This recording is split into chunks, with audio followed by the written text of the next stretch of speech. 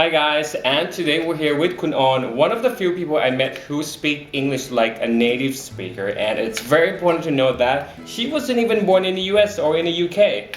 How did she do it? So Kun On, can you please tell us a little bit about yourself? Sure. My full name is Orapha and my nickname is On, as you introduced me. And I used to work at Radio Thailand and at Newsline. So when did you first start studying English? I think officially it would be when I was 14, 15. I've always been interested in the language, but then when I was around 14, I enrolled in this course, which I later learned was a conversation course for TOEFL and IELTS. So with that course, I learned how to pronounce, my alphabets, A's, B's, and C's. And from there, I got talking to foreign instructors as well at my school. And I think from there, I learned more and more vocabulary, and I also got to speak English the right way.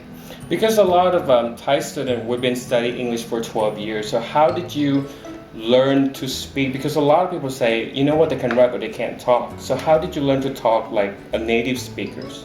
Well, it's actually quite interesting. I watched a lot of American TV when I was younger. I mean, up to 8 hours a day. So I absorbed a lot of these, these bits of culture.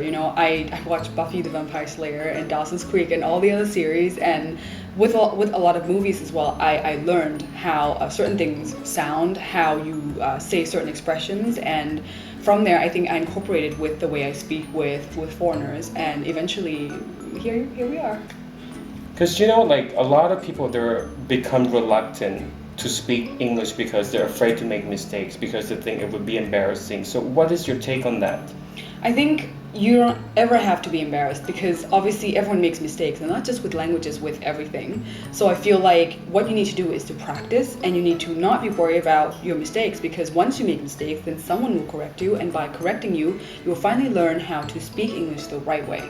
So how long would you say it took you to learn or to become fluent in English? I say it takes me about 3 to 4 years to master the language, to really speak with confidence. Okay, so how long have you been speaking the language? I think about 14, 15 years. You can guess that by how old I am. Okay. So I'm going to break it down for our viewers because you mentioned earlier that it's important for you to immerse in the language. So how many hours do you spend each day speaking the language? I think it's difficult to say because when I worked at Radio Thailand, there were a lot of co-workers who speak English, including you, and I also get to speak with these people. I speak to some of the friends. I speak to tourists I met along the way, and eventually it just works up to being a social life that you have. So I spend obviously a lot of time speaking to these people and learning more and more about how you should speak, or maybe just new words thrown at me every day, and I think that's interesting. Okay, so you have any advice or tips you would like to offer to our listeners? Obviously, like what I said before, the key is to practice. Whether that be with something else like driving or speaking another language, you should always practice, because the more you practice, the more you're going to get better at it. And if you practice every day, all the time, there's no way you're not going to get better. And so you can see she's a very good example. And if you want to become extremely fluent in the language, you shouldn't be embarrassed at making mistakes or use the language every day. One final question. Are you on social media too? Yes, I'm on Instagram. And my account name is Oraparama, so that's Oraparama.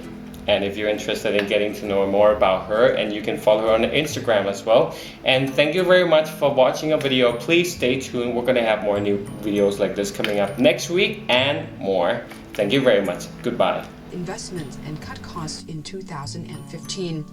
The airline executives denied Dutch news reports that the airline was looking at major job cuts at KLM, saying there were no drastic or emergency measures which need to be declared. You've been listening to News Flash. Stay tuned for more news from Radio Thailand at the top of the next hour. I'm Orapha.